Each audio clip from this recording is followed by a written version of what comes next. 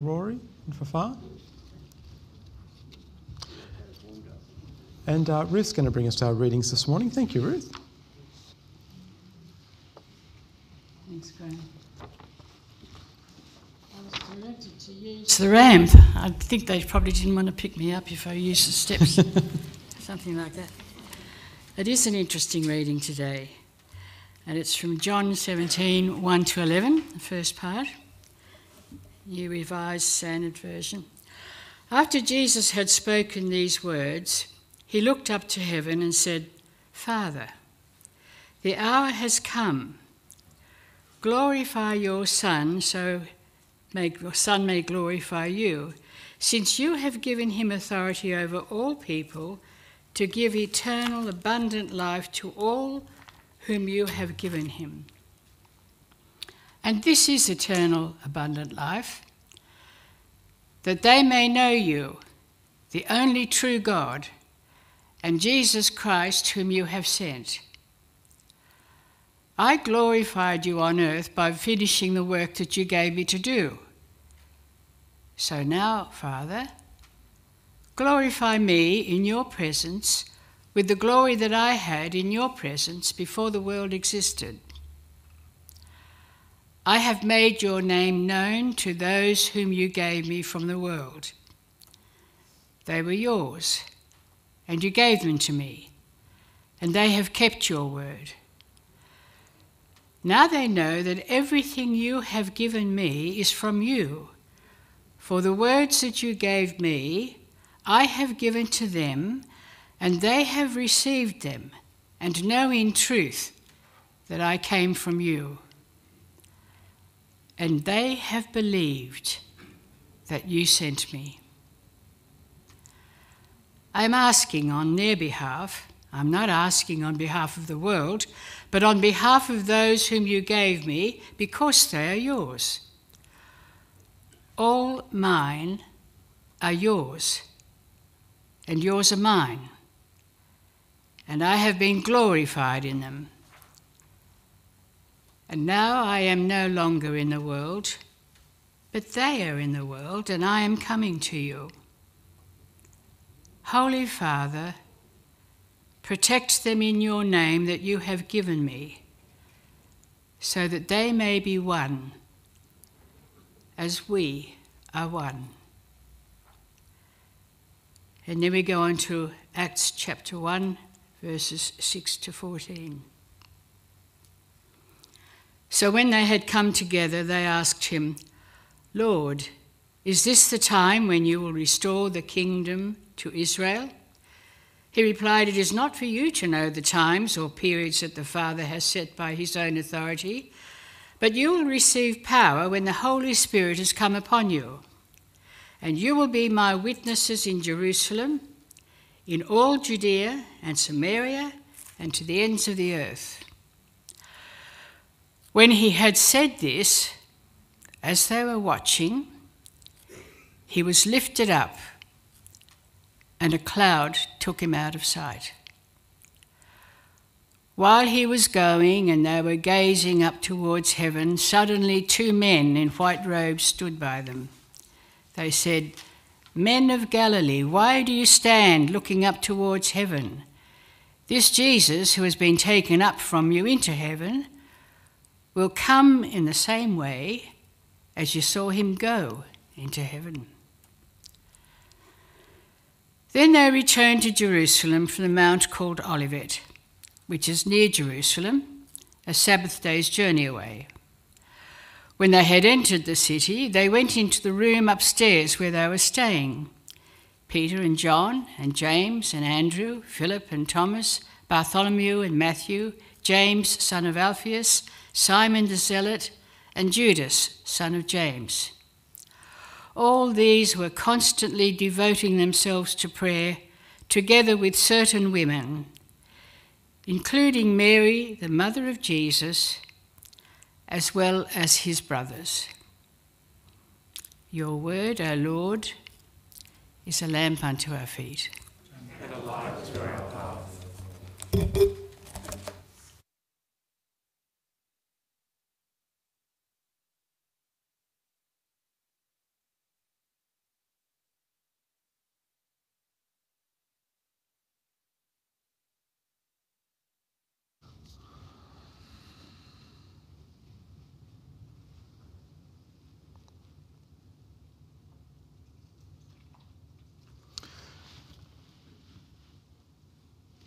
I'm going to start. He was with them. Jesus mentioned a few times, while he was with his disciples, Jesus mentioned a few times that he would be leaving them. He also mentioned at each time that he was leaving them that they would not be left alone. He never really mentioned the method in which he would go, or even really talked too much about the meaning of his leaving, just that it would happen. The method or the meaning. The method of how he would leave was never spoken about. And today is Ascension Sunday. Each year this comes around. It's the Sunday before Pentecost. In fact, Ascension, the day of Ascension, is 40 days after Easter Sunday, which was Thursday, which is when the feast has traditionally been recognised. And the Ascension of Jesus is a bit of a strange thing that we kind of hold with its own Sunday each year. And I won't preach on it every year, I promise. I haven't got that much material on it. Because if you look at the Gospels, if we look at Matthew and John, Jesus would still be roaming the earth. If we took those Gospels as the end of the story, we'd still be looking for Jesus somewhere on the face of the earth, because in neither of those Gospels does Jesus ascend. He resurrects, but it just finishes with these words of encouragement for the disciples. In the book of Mark, you might remember it's got two endings. And in the one that's most reliable, it ends with the women amazed and fearful at the resurrection. There's no talk of ascension at all. And in the postscript version, the one that's been added later, there's this one line about Jesus having ascended and now seated at the right hand of God the Father. And you might know from that little line and from the book of 1 Peter, we end up with this kind of whole theology of Jesus now being in heaven, seated at the right hand of God the Father. So ascension in those Gospels doesn't really get much of a mention, and there's not much help as to what we're meant to gather or glean out of it. The book of Luke is a little bit different. It has an ascension story right at the very end. And then the book of Acts starts with an ascension story, which is what we've just been reading. Now, those two stories don't really line up on all the facts. Now, because Luke is a 2-volume work. It's the book of Luke and the book of Acts. And I suppose by the time he got round to the second version, the second edition, he'd kind of forgotten maybe what he wrote at the end of the first one. But they don't really totally line up. They're not a clear carbon copy of each other. The facts or the story in the book of Acts, in the book of Luke, it ends with this ascension of Jesus going into the cloud, and then the disciples who were gathered go back to Jerusalem. They walk from Bethany. They were about 1 kilometre out of town, a Sabbath's walk, and then they walk back into town. And Acts is a little bit vague on who's there, but there are it's fairly clear about who's there, but it's a bit vague on where they are and what's going on and how it came to be that they're with Jesus again and that sort of thing, and that this would be the last time. So they're two slightly different stories. What we do know about Ascension Sunday is that it's been celebrated for nearly 2,000 years by the church. So the church must have held some meaning in this event. Augustine, the 4th century theologian, mentions that Ascension Sunday had been celebrated long before his time. So it is a time that the church kind of has held on to, and said there's some importance in this. Which kind of leaves me in this place where I feel like I should address Ascension in some kind of way. What does it mean? Does Ascension even have to have meaning? Is something that I would gather out of today's passages or out of the Acts reading. Does Ascension have to have meaning in and of itself? I'm going to admit that I find the Ascension stories a little bit problematic. I think we've managed somehow in 2,000 years to confuse the difference between heaven and the heavens. And we think they're two and one of the same. And I think it's a little problematic, I'm going to be honest and say it, it's a little problematic that Jesus goes up and that it is an ascension. I mean, the resurrection stories have Jesus just popping up out of nowhere. And I kind of would have preferred in the story of Jesus' final farewell some words of encouragement, and then I'm leaving now and going, and Jesus walking back through a wall, and that would be it.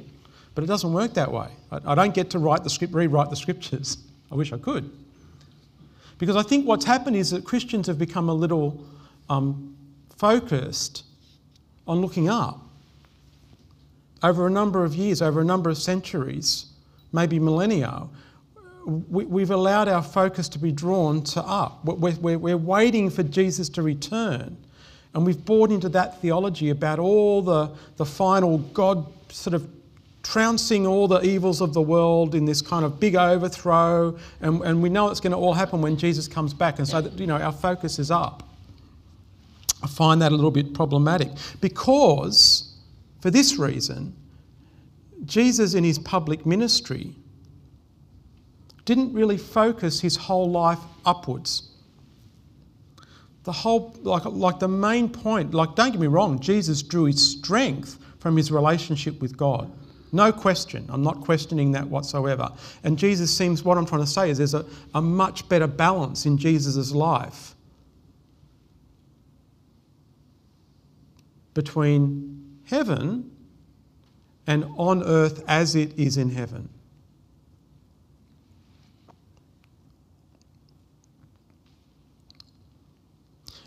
Jesus spent his life with us, his teaching, his healing, his prophesying, his being with, his reinterpretation and contextualisation of the ancient law was all spent. His life, his suffering, his death, his resurrection were all part of preparing his praying, even as we got it today, is all done with this idea of preparing the disciples for the creating of on earth as it is in heaven. That's, I would suggest, where Jesus is kind of this balance.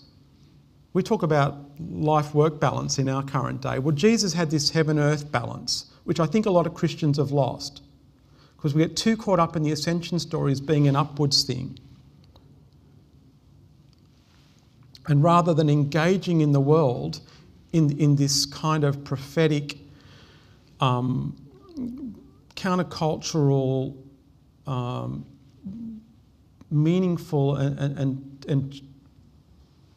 the way that might bring change, all we do is wait for the return of Jesus. That's the danger of what goes on when we let the Ascension story and only the Ascension story rule our theology, how we understand God, and our missiology, how we see ourselves engaging with the world.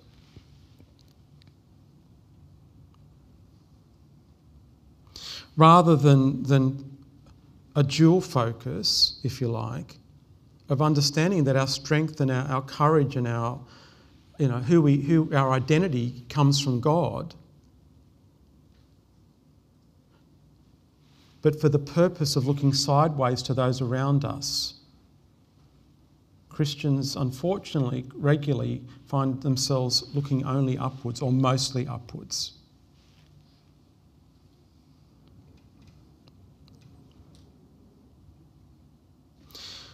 So what do I want to draw out of today's reading? Given what the platform I've just laid, what do I want to draw out of today's reading?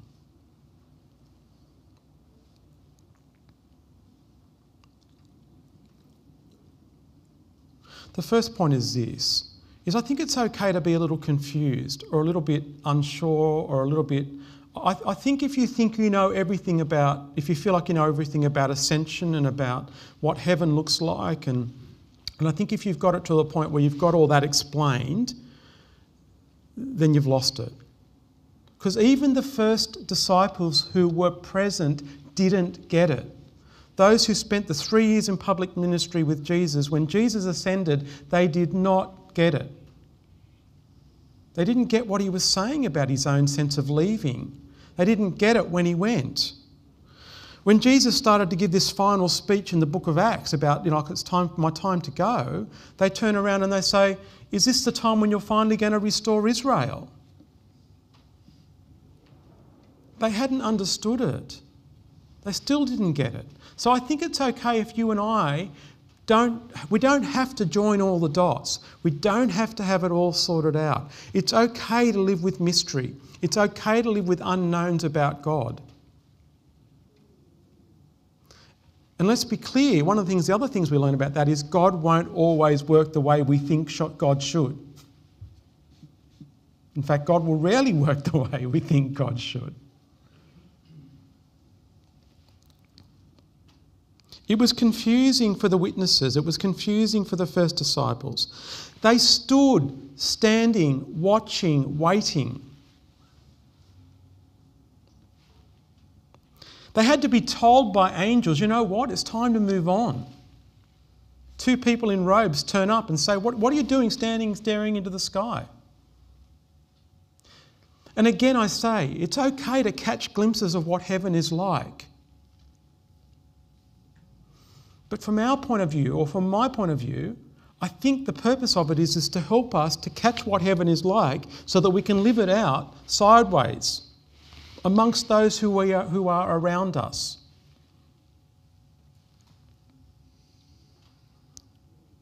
It's okay, and this is the second point I'm making, and I've already made it. It co-joins with the first one. It's okay to have mystery. It's okay to have questions. It's okay to have mystery. It's okay to live with this unknown about God.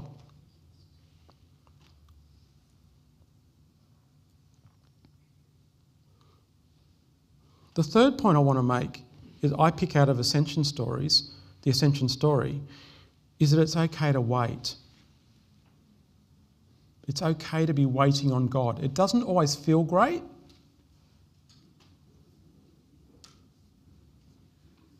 It takes a whole lot of trust and faith. But it's okay to wait on God. Why do I say that? In the book of, I'm pretty sure it's in Luke. I forgot, I didn't write it down. I'm pretty sure that they were told, the disciples were told, after the resurrection to wait in Jerusalem. Now, they were from Galilee.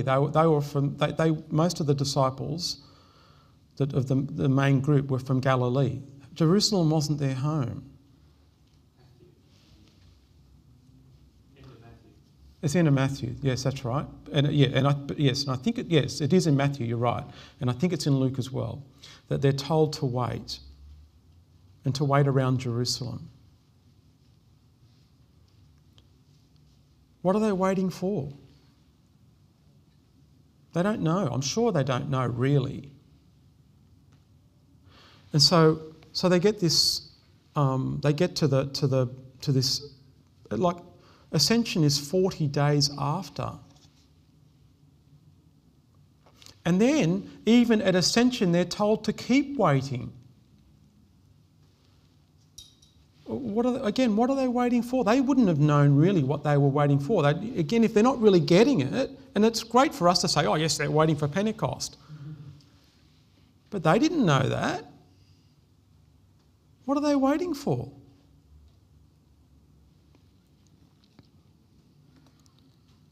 I'd like to think that in hindsight, we can look at what they were waiting for. And I'd like to think that what we're waiting for and what we're trusting in and what our hope is in the midst of our waiting, in the midst of our pain, in the midst of our struggle, in the midst of our hardship, in the midst of the confusion, or all that is not making sense in our lives. What we can trust in is that God is faithful. God will not leave us abandoned. It might feel like it. It might feel painful. It might feel like a place where you're lost. It might feel cloudy or murky. And that's okay. God shows that God is faithful and just and will not leave us abandoned.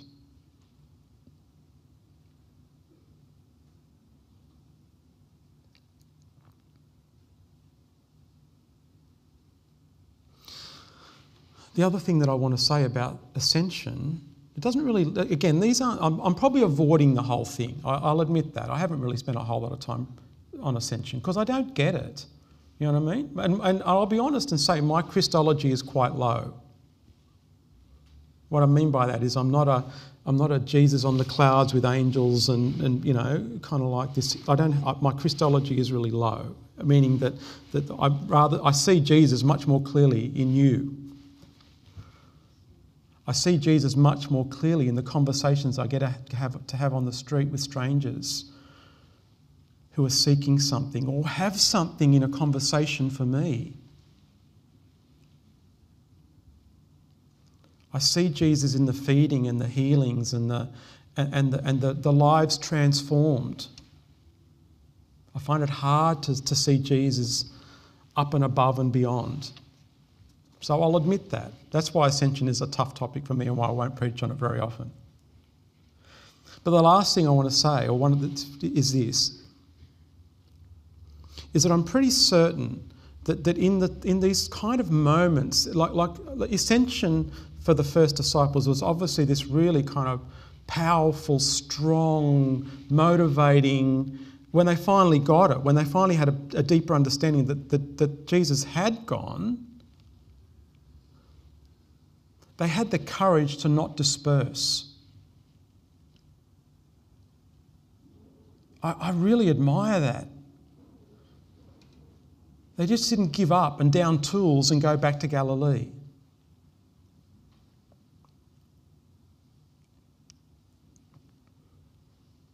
According to these gospel readings. So I think in one of the other gospels they're back on the sea fishing when Jesus comes to them on a boat.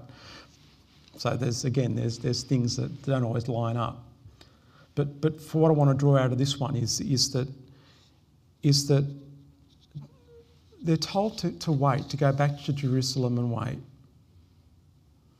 And I kind of like to link up these two things here. When Jesus is praying, because this is only about, like in the book of John, where we were reading this morning, when Jesus is praying for his disciples, he prays that they might have unity.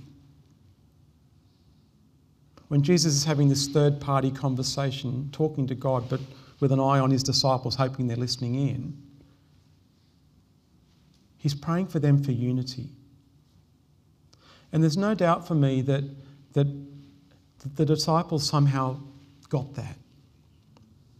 Because even after they're told to move on by the two men in white, they go back to Jerusalem and they wait. And they're together, and they together are praying. It says that they spent that time praying. And I want you to take note, it's not just the 12 or the 11 that were left of the main disciples. It mentions the women as well. It mentions that much wider group. Get together and they pray and they wait. They don't know what they're waiting for, but their faith is in God, that God will work in some sort of way, shape or form. So even in the midst of things we don't understand, I want to draw out that I think God will always help us to find purpose and meaning and being and identity together. It's okay to have differences. It's okay to have things that we don't understand. It's okay to have things that we need others to help us through. But because when we're working together for God's purposes, when we're in unity about that,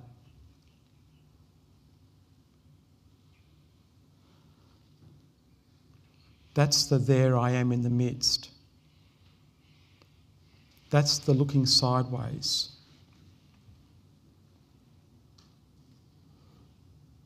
So yes, it may well all be true, as per the book of Mark, the extended version of Mark, and the book of 1 Peter, it may well all be true And I don't want to question it. I'm not trying to upturn an apple cart here. There's a sense for me in which I believe and need it to be true that Jesus is ascended into heaven and seated at the right hand of God the Father, as it turns up in one of our creeds.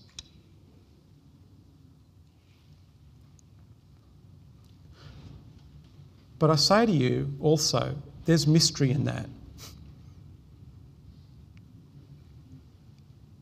It can't fully be explained. Either the science of it.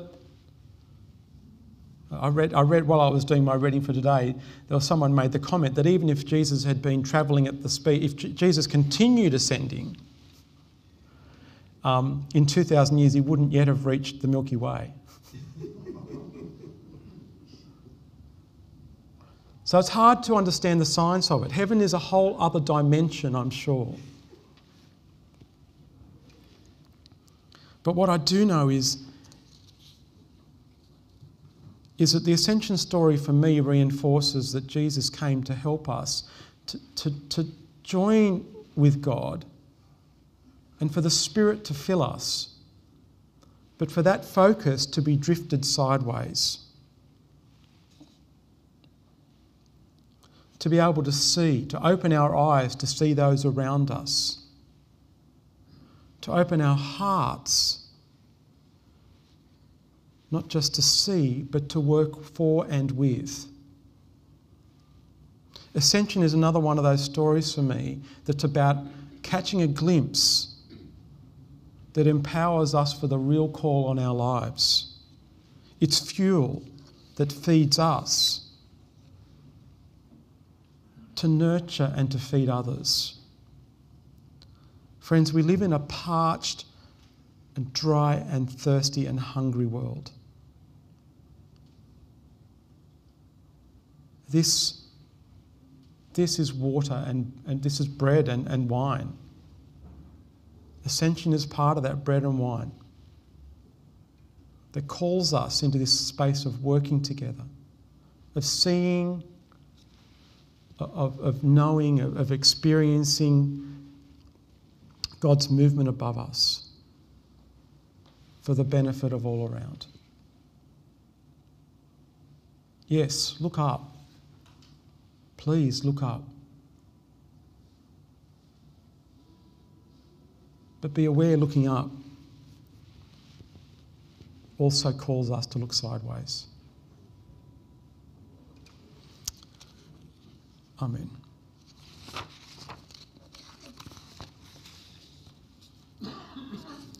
We're going to sing as we prepare ourselves for communion, for being fed.